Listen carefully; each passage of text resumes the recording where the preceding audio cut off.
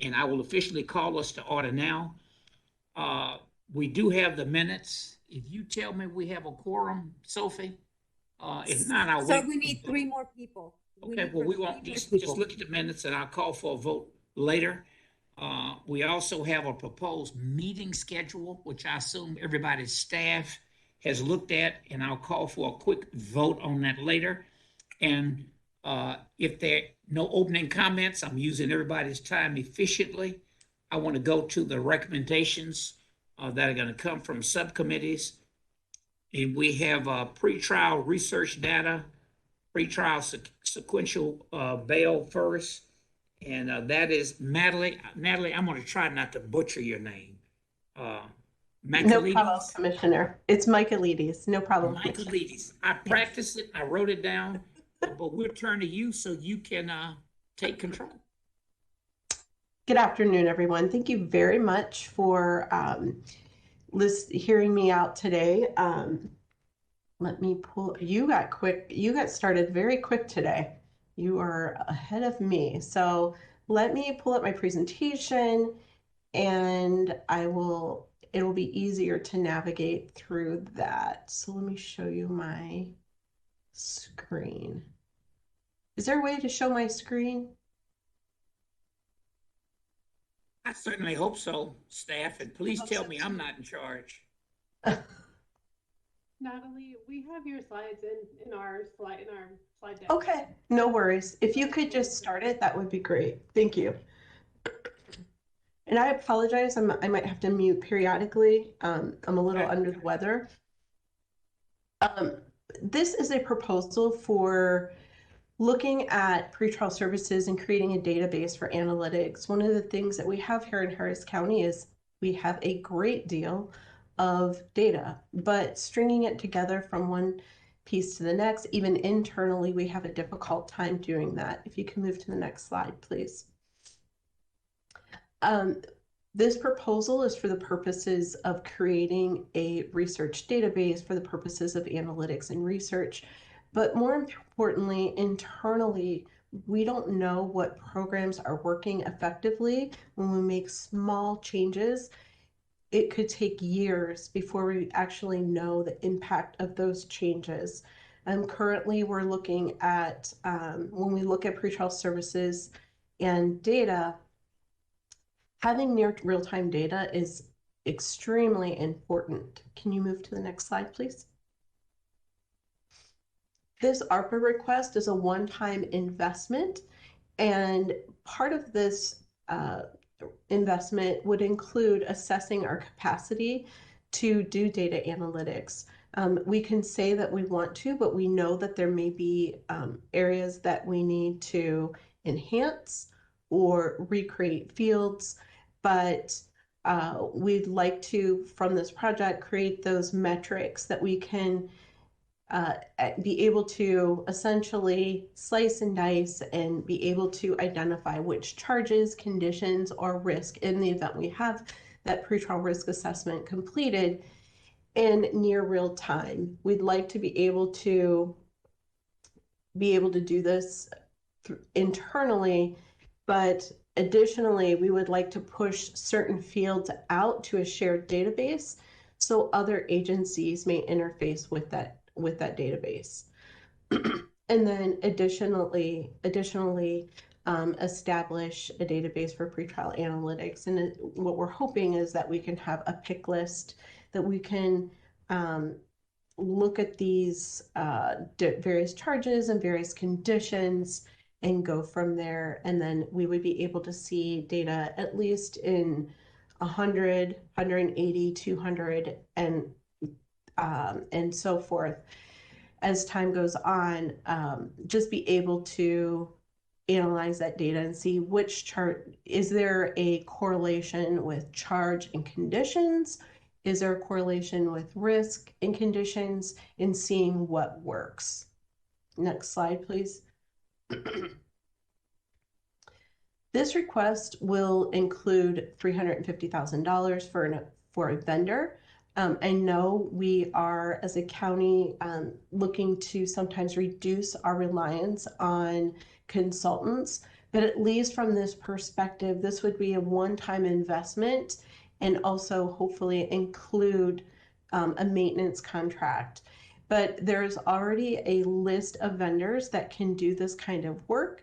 The county had gone out approximately a year ago for an RFP, and there is, I do believe, maybe 10 or 12 vendors on that list that we would be submitting this request to, or this RFP to. Additionally, we would need approximately $200,000. Excuse me one second. Additionally, we would need approximately $200,000 for internal costs for equipment, and also possibly our case management vendor for any additional programming that we may need. I did amend this contract or this request to include one full-time data architect or BI specialist to help support the implementation. We currently don't have the capacity for one dedicated person, but this would get things up and running.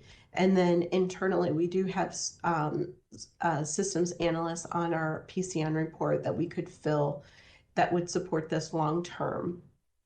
And we're assuming that that would be approximately $195,000, which would include benefits, for a total of $745,000. Next slide, please. I think that's it. Okay.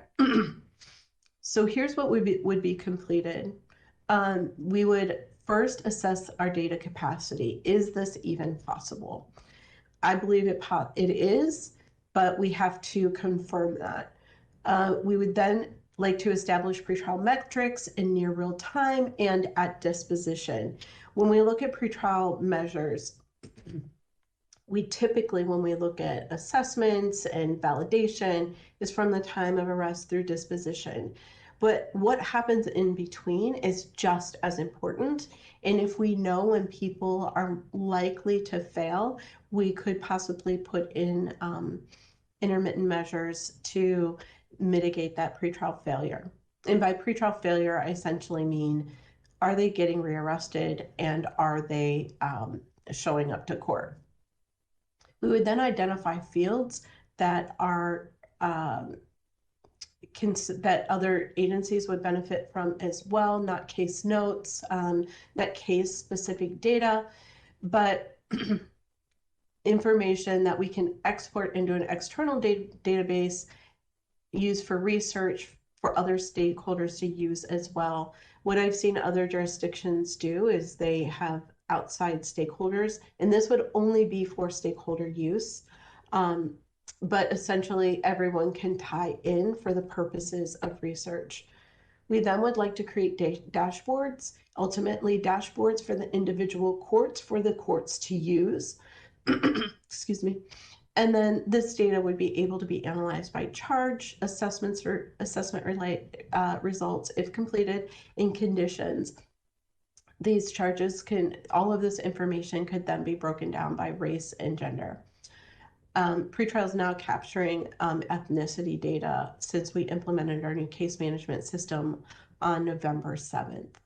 The desired outcome is a higher level of transparency of pretrial outcomes, and this data is essential for measuring effectiveness of our programs, initiatives, and conditions. One of the beneficial pieces of Harris County is that we have a lot of people coming through our system, and we could know if we're effective pretty quickly just because of the sheer numbers.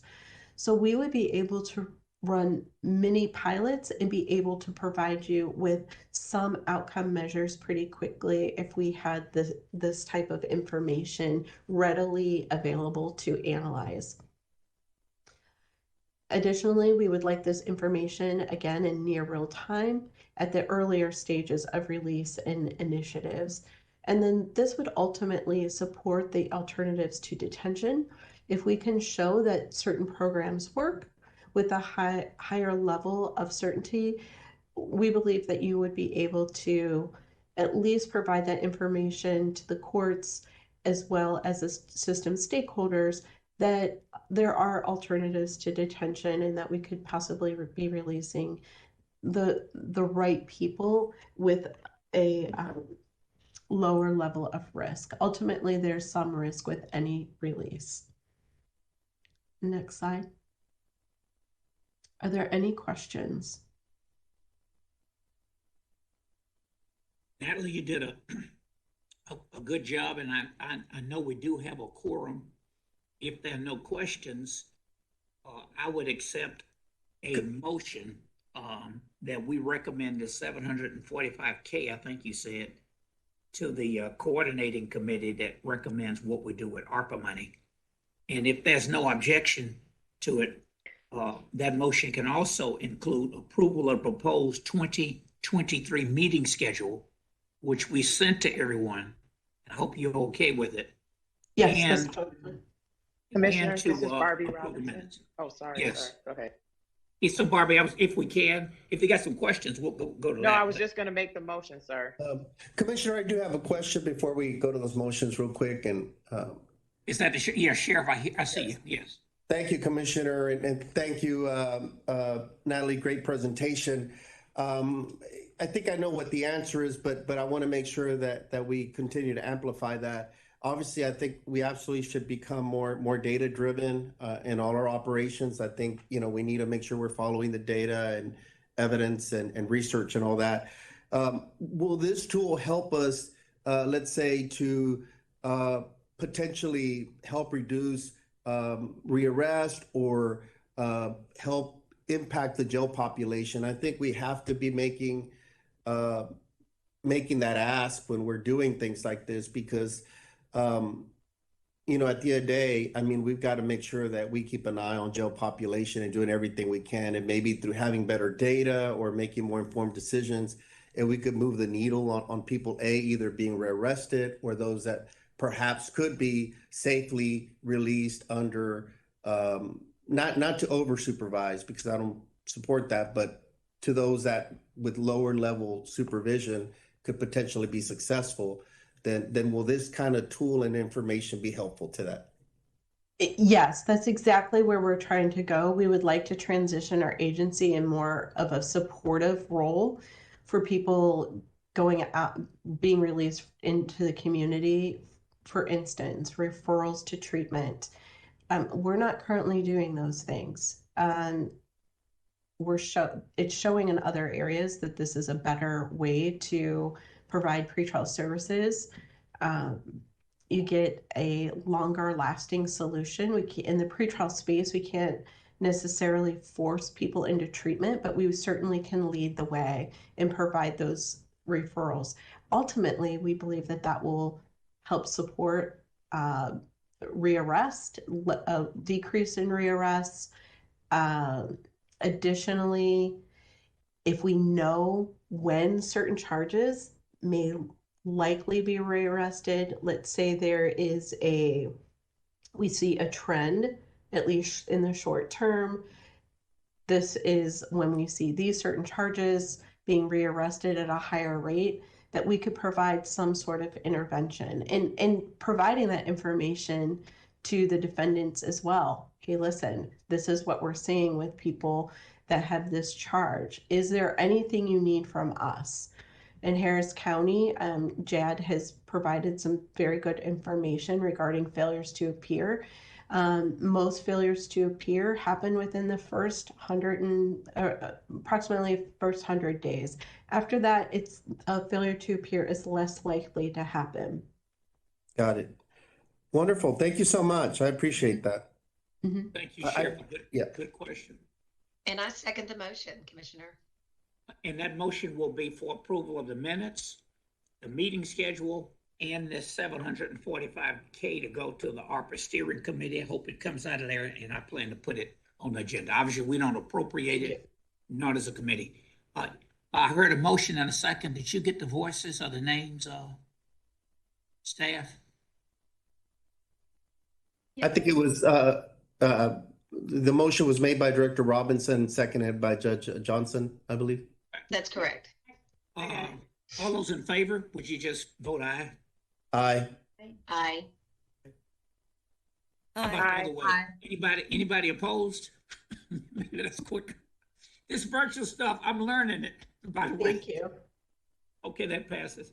Thank And you. look, the work really is done on the committee level. Obviously, we're gonna meet in person. I'm trying to see some folks. I'm even invading the judge's vacation. Judge Johnson and I think are gonna have coffee one day next week, but you know, COVID's going around. You did a good job, Natalie. It's not COVID. I'm not saying you have it, but there is some kind of bug going around. But the work really is done on a committee level. The next item is the jail-based competency restoration expansion. And Wayne Young, I'm not sure if that's you or if that's Sean or who from your shop is going to lay that out, but you have the floor. Thank you, Commissioner. I'm going to go ahead and do this. Talk a little bit about current state and then our request. There is a request in here for the committee to consider recommending the ARPA committee recommending it for funding. So if you'll go to the next slide for me. So competency restoration, I think most people in here probably have some familiarity with it.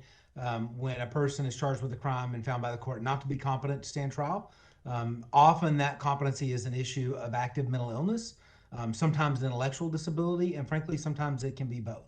And a person has to be restored to competency before the legal process can continue. So just for clarity, like I said, I think most probably understand it because you're part of the criminal justice system, but they're in limbo essentially until we get that competency restored, and then they're able to participate in their own defense and progress through this. So they've not been found guilty. You will hear that they are in jail for, at times, quite a while. If we go to the next slide.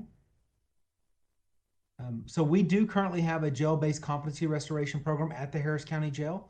The sheriff was very supportive of us launching the program. The current program, and I'll show budgets in a second, but it is funded by HHSC. We have 20 beds of competency restoration today for people that are found not incompetent to stand trial. It's a joint collaboration between us and the Harris County Sheriff's Office, funded by HHSC. It utilizes a compassionate, competent, person-centered approach designed to kind of engage incarcerated individuals in the court education process. And we do use a multidisciplinary team. We provide treatment in addition to the education. Those are typically the two big components, are treatment, both in the form of talk, counseling, and therapy, as well as some pretty significant medications. And then there's often an educational component to them to help them technically understand who's who and what the process is. If we go to the next slide.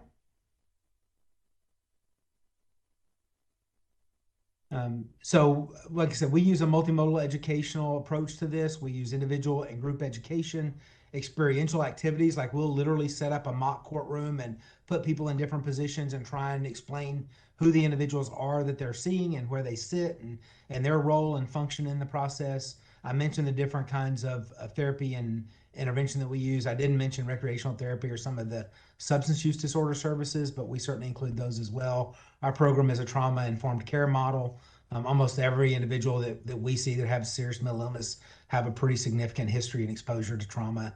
Wellness and recovery, we include peer support specialists, people with lived experience to the degree possible, not only lived experience with mental illness, but also at times lived experience within the criminal justice system. And then we do some case management and discharge planning components as well. If you go to the next slide for me.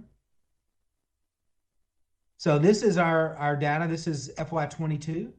We have been doing it. We did it part of 21 and into 22. For FY22, we had a competency restoration rate of 93%. I will tell you that the statewide average is just above 40%. So we've really demonstrated some ability in this space. We had 94 admissions, 96 discharges. That's because some of the admissions, some of the discharges occurred for people who were admitted in FY21. You can see it's about 2/3 male to 1/3 female. 83% of these are felonies, 17% misdemeanors. And the average length of stay in jail-based competency restoration is 55 days.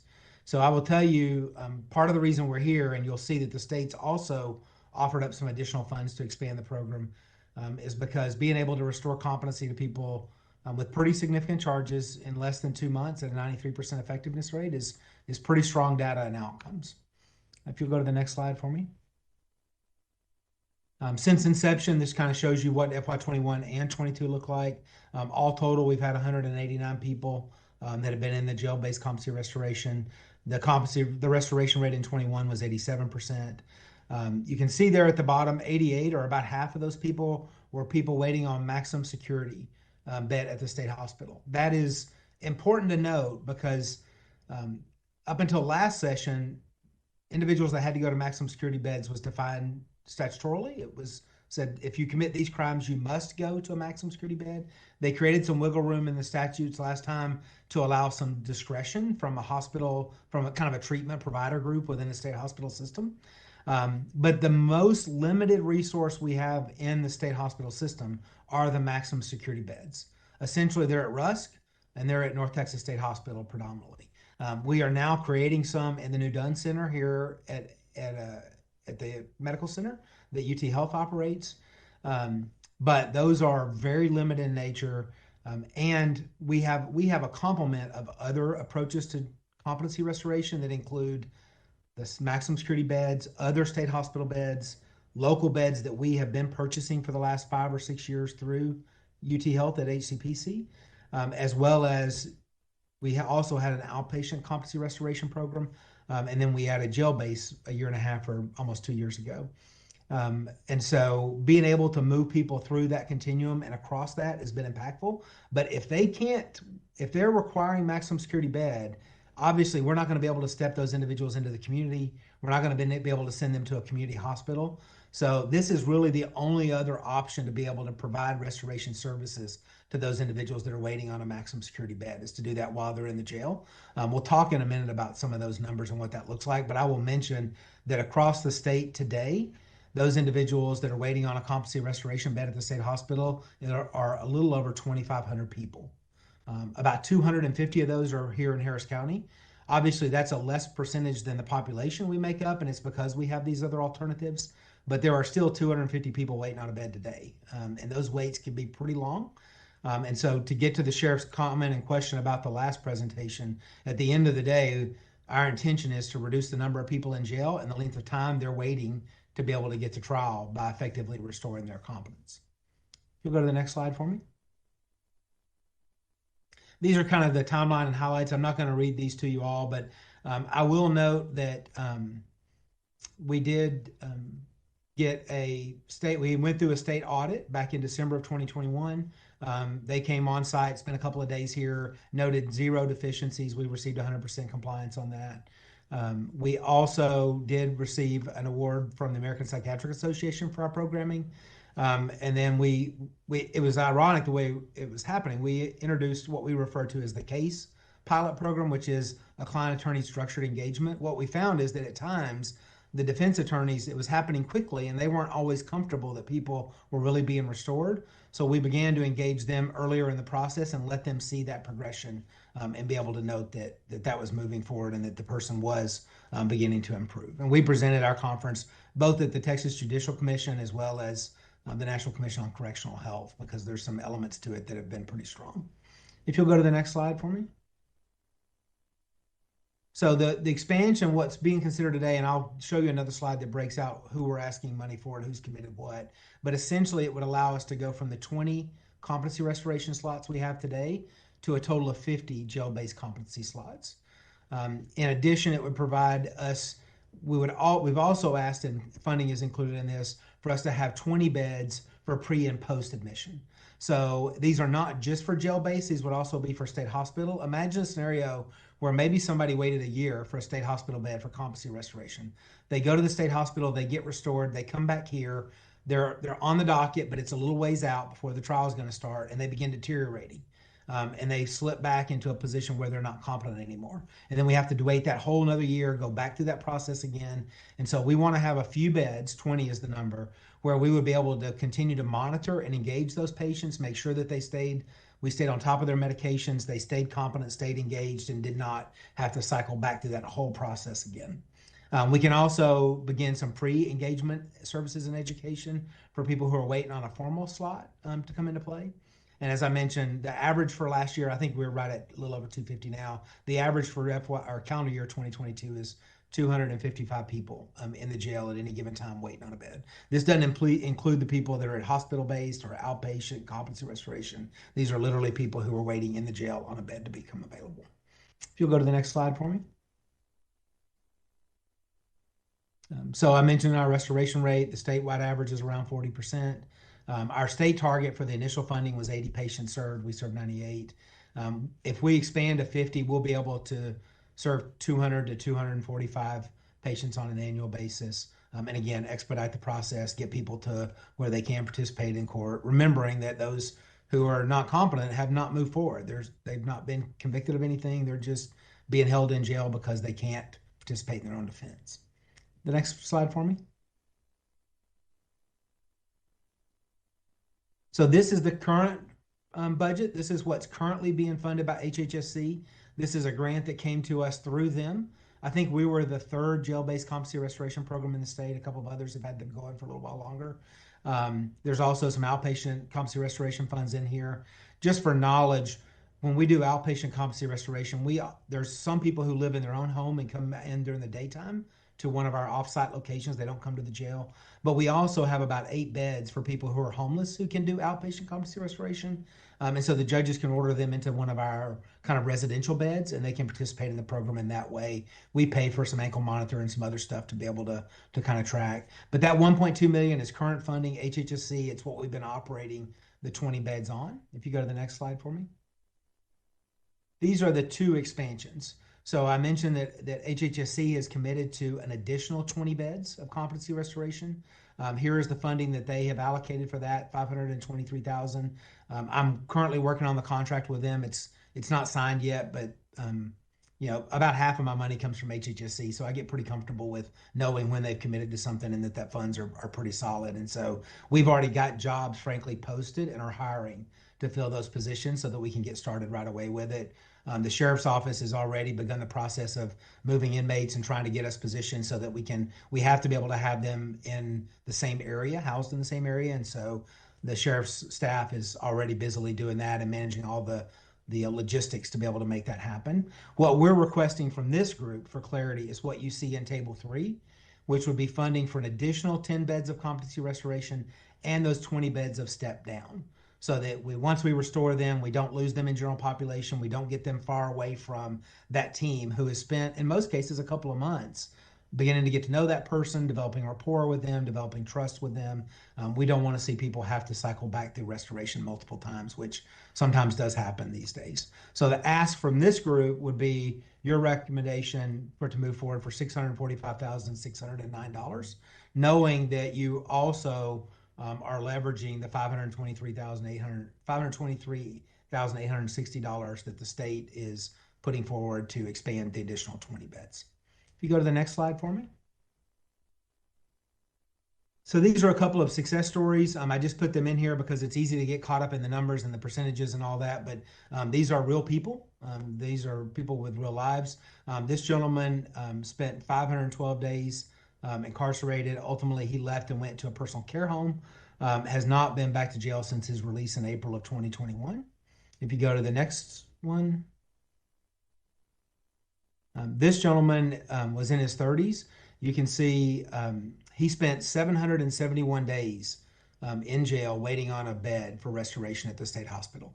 He was incarcerated over 800 days, so we recognized really quickly that he was not competent and that he was going to need a bed, and he waited almost 2 full years, or a little over that, to be able to get in there.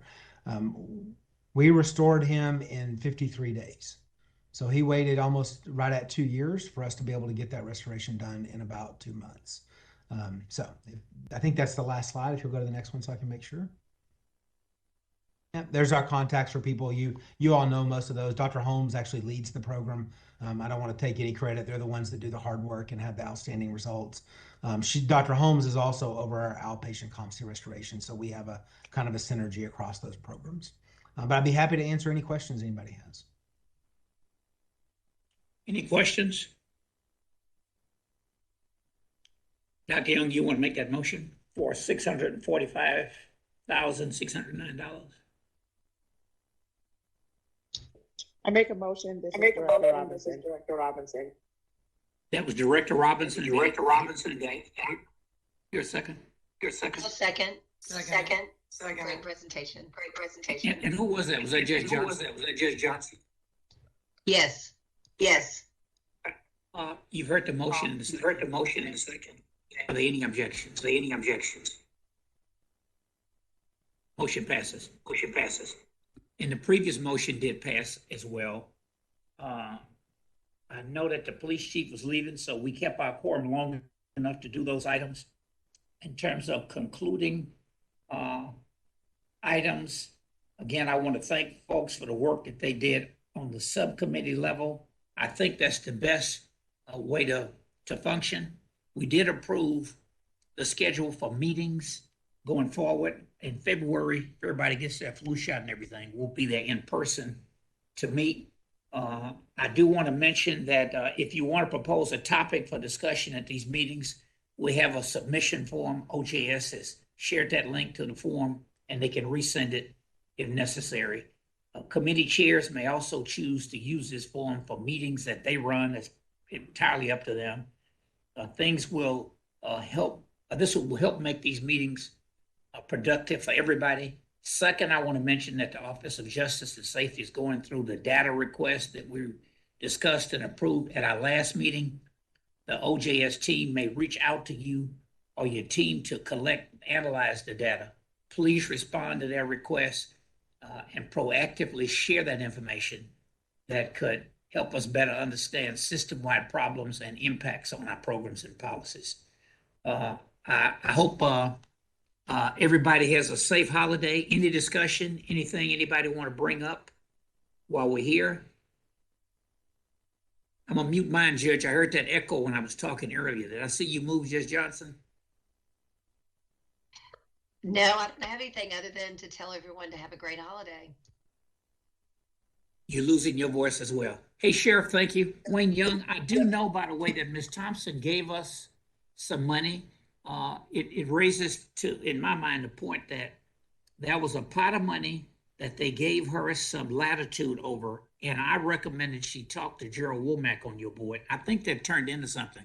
So as we go forward, the legislature didn't go to the no new revenue rate, so we ought to be creative and ask our friends on the state level for some of that ARPA money or some of that surplus to do things we just won't be able to do in Harris County because we did go to a no new revenue rate. So that turned into $10.5 million, and I appreciate you prompting that conversation. It's making a heck of a difference for us. I hope we spent all of it because the pot she had might have been a good 20 million, and she had to get it designated before the end of the year. We're spending as much of it as she was willing to part with us. I didn't want to push too hard. Once somebody offers you 10 million, you don't want to get too greedy about it. But yeah, I didn't either. I had a lot of bright ideas on where I wanted it to go, and she kept telling me I don't want to go there. Commissioner. Yes. It's the sheriff. Yeah. Yeah. Real quick. First of all, as we start closing out, Merry Christmas to everyone. I hope it's a fun and safe holiday season. We received some good news today. It appears that we've received the approvals we needed from the Texas Commission on Jail Standards to be able to move forward now with opening up our Women Empowerment Center, which is our the Little Baker facility. For those of you that know it, by that name. I've been working closely with JAD and other partners. We're really looking forward. We'll be able to move approximately 500 women from their current housing location to this new center. It's got windows. As many of y'all know, our existing buildings were never designed, kind of with all those things in mind. This will have natural light. We're going to program. We're already got a menu of training options, education options with Houston Community College. We want to program all day, have discharge planning up front. We'll be able to do, all kinds of counseling, really dealing with that trauma and unpacking a lot of the stuff that our female clients end up having when they initially get arrested for different things. And so we're just super excited about it. There's not many facilities like that around the country. And so we're just very excited for the support of Judge Hidalgo, you, Commissioner Garcia, everybody that's been supportive along the way in different ways. And so we think we'll be opening it up as soon as, hopefully by January is our hope to actually have folks in there. We want to also include some skin-to-skin contact for the women with their children. And it's just really going to be transformational. That stuff really fires me up because that's what we do. And so look forward to that. So keep an eye out for that. Hopefully we could have a little bit of a soft opening or something for that. That's it. Thank you, Sheriff. Anyone else? All right, everybody, have a safe holiday, and I'm around.